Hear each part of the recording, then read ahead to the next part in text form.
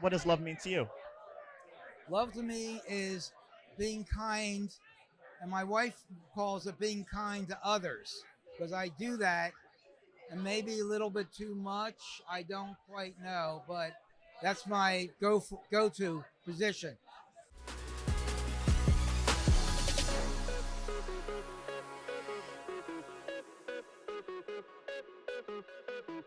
A lot of people are pretty accepting once you get them into, once you really begin to talk to them. I've gotten myself in several jams because I take the subway every day and I take the L every day, and something's going to happen one way or another. I've been in trouble almost with the tracks itself. I dropped my phone in a whole crowd of people, and a young man chased me to give me my phone back.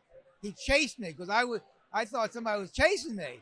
So I'm being chased, and he finally catches up to me. I'm an old guy, so he caught up to me, and he just looked at me and put my phone and said, "Here is your phone."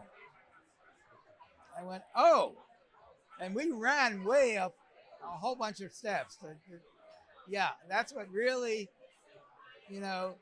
must be a lot of love in this city for some kid. Because the doors open for the subway, and it was a mountain of people. And I had my phone. I was like put in my pocket and must have slipped out. So I gotta say that, and that's a big deal for a lot of people. And for a kid just to see it and grab it and then chase me, that really happened.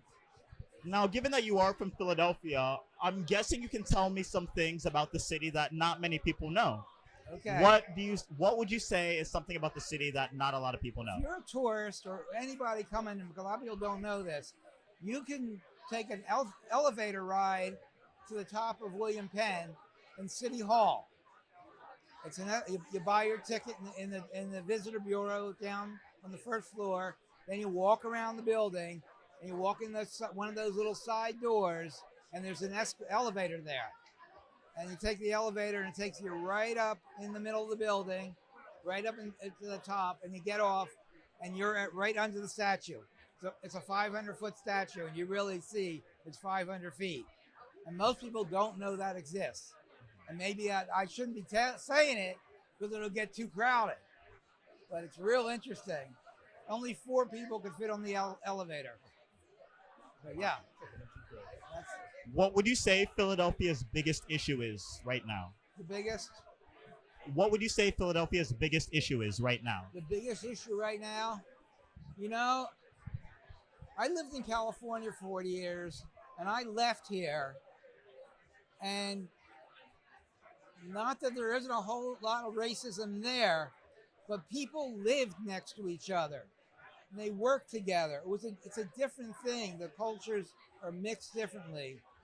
Now, I live in an area, I live up in the Northeast, and all the Jews were left South Philly at some point and moved up to the Northeast, and then the Jews left, and it became United Nations. I feel so safe because nobody wants to get anybody into a jam with the cops.